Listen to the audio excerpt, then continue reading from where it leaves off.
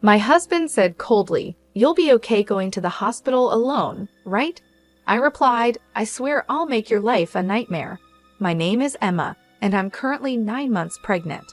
It's my first time experiencing childbirth, so while I'm filled with worry, I'm also incredibly grateful to soon welcome a new life into our family." My husband Jack works in finance and has weekends off, but he rarely offers any support with household chores or shopping. This is mainly because he often goes back to visit his parents every weekend.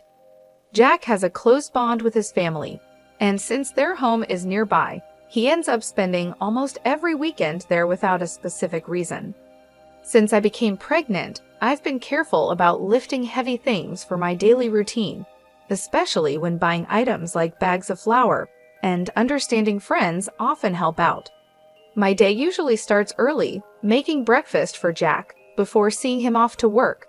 After that, I clean up the house, do the laundry, and go out shopping if needed.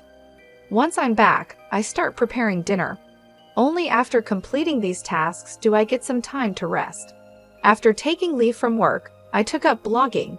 Every day, I write a journal, adding pictures of things like meals, blue skies, and flowers blooming in the garden.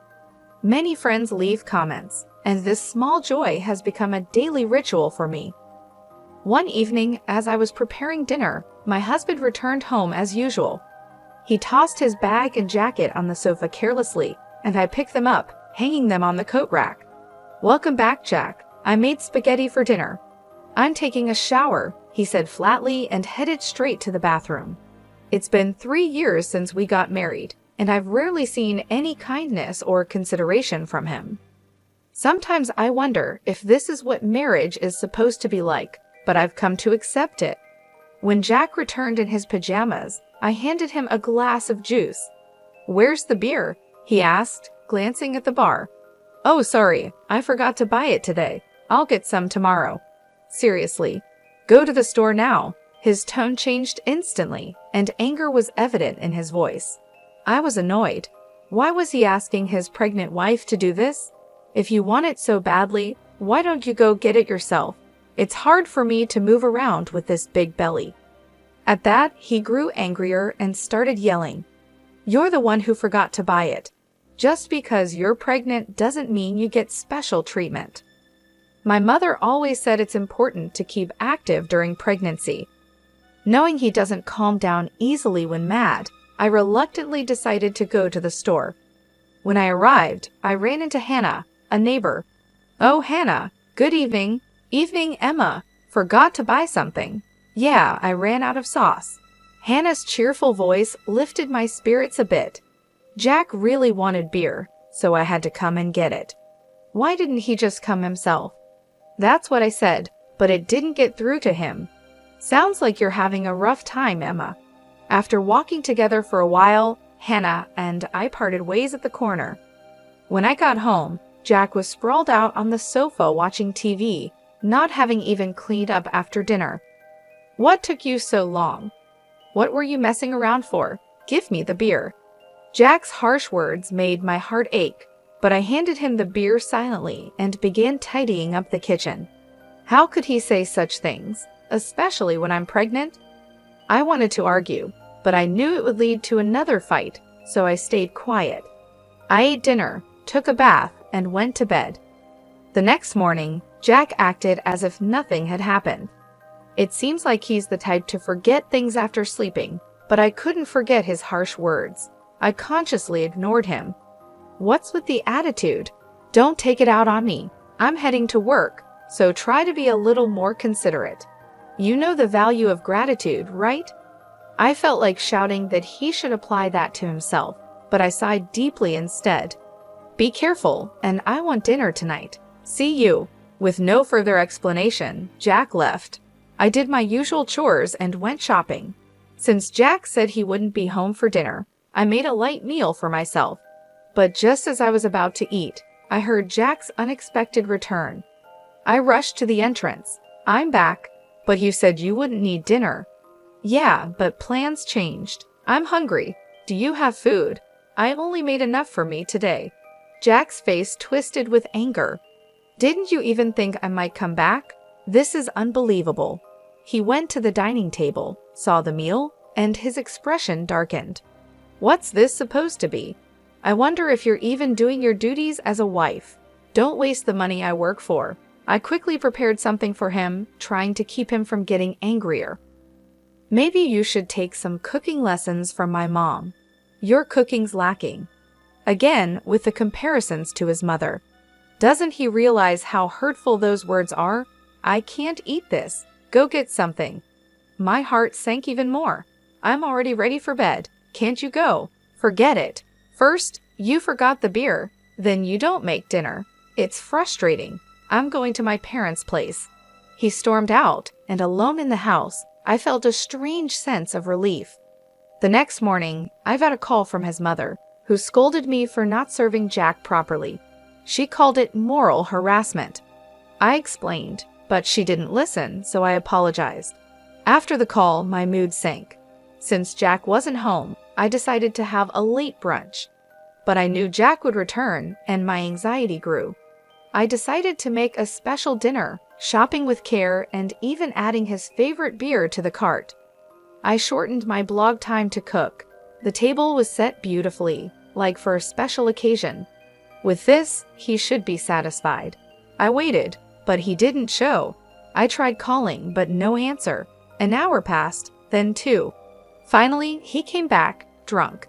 I'm home. Rushing to the entrance, I found Jack on the floor. What happened? Are you okay? Too loud. Go away, he spat out. I tried to help, but he shoved me off. Don't touch me. How ugly. To think you're my wife. Those words cut deep. Did he not see me as family anymore? Tears filled my eyes. All my effort, for nothing. I ate alone, drowning in loneliness. The next morning, Jack acted like nothing was wrong. My head hurts. Why did you leave me on the floor? You lay there yourself. It's not my fault. Aren't you my wife? Take care of me. Why does he always blame me? If you weren't going to eat at home, you could have at least let me know. I made a nice meal and called multiple times. Why didn't you answer? My party got rescheduled. Do I have to report everything? Every word cooled my heart more. Being with you lately is so unpleasant and boring. Divorce started to seem like an option. Our baby's due soon. Though I've heard about labor pains, my excitement outweighs the fear. Neighbors often say it's just a bit longer. One day, Jack made a suggestion. Want to go on a family trip? I was shocked. Really? Yes, with my parents. I was stunned. Why? I'm about to give birth. Just because you're pregnant doesn't mean you're sick. His parents are inviting us. I was speechless. But if something happens, it'll be fine. Everything's set. We'll go for 2 nights next week. But next week is my due date. Do as you're told. He left. Feeling desperate, I sought advice from a friend who agreed it was too much. But the trip day arrived. Actually, I'm not well. Rest in the car. You'll be fine. We loaded the car. Is this okay? I noticed warmth on my feet. My water broke. Jack, I think my water broke. Take me to the hospital. Jack's eyes widened. You serious? Yes, now. While I tried to clean up, he suddenly opened the door. What are you doing? Get out. You'll mess up the car. Shocked, I pleaded, but he slapped me and dragged me out. I can't believe this. We were going on a trip. Go to the hospital alone. He drove off, leaving me. Feeling overwhelmed, I dialed for an ambulance when Hannah approached. Emma, are you okay? Seeing my state, she arranged a special taxi, comforting me. Grateful, tears streamed down my face. I arrived safely, thanks to her help. On the way, I made a silent vow, I'll make him pay for this. Even as the labor pains grew, Hannah held my hand. She called my parents, who soon arrived, deeply worried. There's something I want to discuss, Hannah whispered, and they left the room.